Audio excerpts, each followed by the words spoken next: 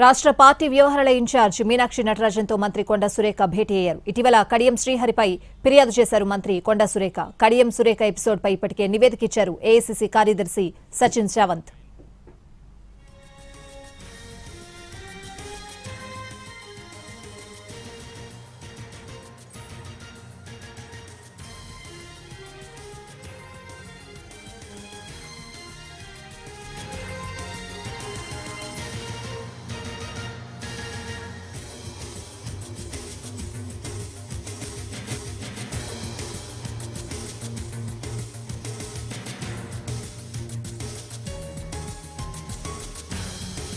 రాష్ట్ర పార్టీ వ్యవహారాల ఇన్ఛార్జ్ మీనాక్షి నటరాజన్తో మంత్రి కొండా సురేఖ భేటీ అయ్యారు. ఇటీవల కడియం శ్రీహరిపై ఫిర్యాదు చేశారు మంత్రి కొండా సురేఖ. కడియం సురేఖ ఎపిసోడ్పై ఇప్పటికే నివేదిక ఇచ్చారు ఏఐసీసీ కార్యదర్శి సచిన్ సావంత్. పూర్తి అప్డేట్స్ అడిగి తెలుసుకుందాం. మా ప్రతినిధి చారి లైవ్ లో సిద్ధంగా ఉన్నారు. చారి, కొద్దిసేపటి క్రితమే ఏఐసీసీ రాష్ట్ర వ్యవహారాల ఇన్ఛార్జి మీనాక్షి నటరాజన్తో మంత్రి కొండా సురేఖ భేటీ అయ్యారు. ఇటీవల తన శాఖ కార్యాలయానికి వచ్చి తన శాఖకు సంబంధించినటువంటి అధికారులతో కడియం శ్రీహరి సమీక్ష చేసి కొండా సురేఖ ఆ ఇష్యూని సీరియస్ గా తీసుకున్నారు. అటు సీఎం రేవంత్ రెడ్డి, ఇటు PCC chief Mahesh Goud, AICC రాష్ట్ర వ్యవహారాల ఇన్ఛార్జి మీనాక్షి నటరాజన్ ఈ ముగ్గురికి కూడా ఫిర్యాదు చేశారు. ఇటీవల పీసీసీ చీఫ్ మహేష్ గౌడ్ ని నేరుగా వెళ్లి భేటీ అయ్యారు. తన శాఖకు సంబంధించినటువంటి అంశంలో కడియం శ్రీహరి వ్యవహార శైలిపై ఖచ్చితంగా చర్యలు తీసుకోవాలనేటువంటి అంశాన్ని మెన్షన్ చేస్తూ వచ్చారు. ఆ తర్వాత మీడియాతో మాట్లాడుతున్నటువంటి సందర్భంలో కడియం శ్రీహరికి సవాల్ కూడా విసిరారు. అయితే ఆ సవాల్కు సంబంధించినటువంటి వ్యవహారంలో పీసీసీ చీఫ్ మహేష్ గౌడ్ కూడా స్పందించారు. ఈ రాజీనామాలకు సంబంధించి కావచ్చు, కొండా సురేఖ చేసినటువంటి వ్యాఖ్యలకు సంబంధించినటువంటి విషయాలు ఆమె వ్యక్తిగతమైనటువంటి అంశాన్ని కూడా పీసీసీ స్పష్టం చేశారు. అయితే కొద్దిసేపటి క్రితమే ఏఐసీసీ రాష్ట్ర వ్యవహారాల ఇన్ఛార్జి మీనాక్షి నటరాజన్తో కొండా సురేఖ భేటీ అయ్యారు.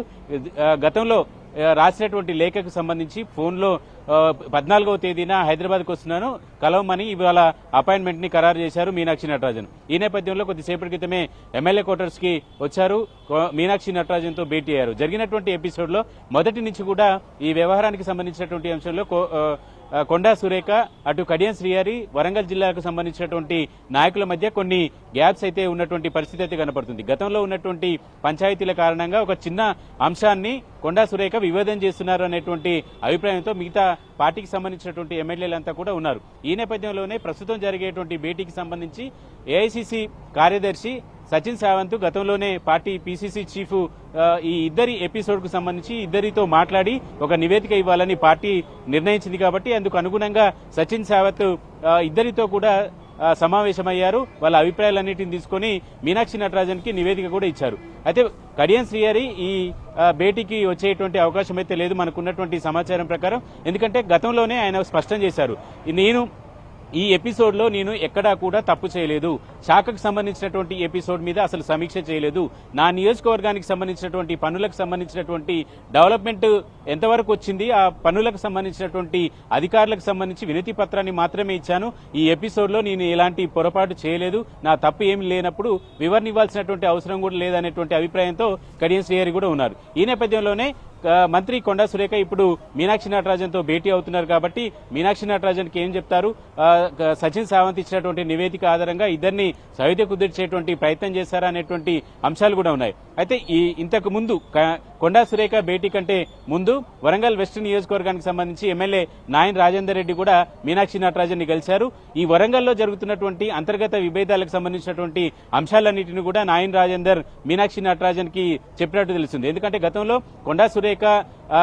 కొండా సురేఖని ఒకటిగా ఉండి మిగతా పార్టీకి సంబంధించినటువంటి ఎమ్మెల్యేలంతా ఒక గ్రూప్ గా జతగట్టి క్రమశిక్షణ కమిటీకి కొండా మురళి వచ్చి వివరణించుకునే వరకు వ్యవహారం వెళ్ళింది. కాబట్టి గతంలో ఉన్నటువంటి పాత ఇష్యూస్ అన్నిటినీ దృష్టిలో పెట్టుకుని కడియం శ్రీహరిని టార్గెట్ చేస్తుందనేటువంటి అభిప్రాయంతో మిగిలిన ఎమ్మెల్యేలంతా ఉన్నారు.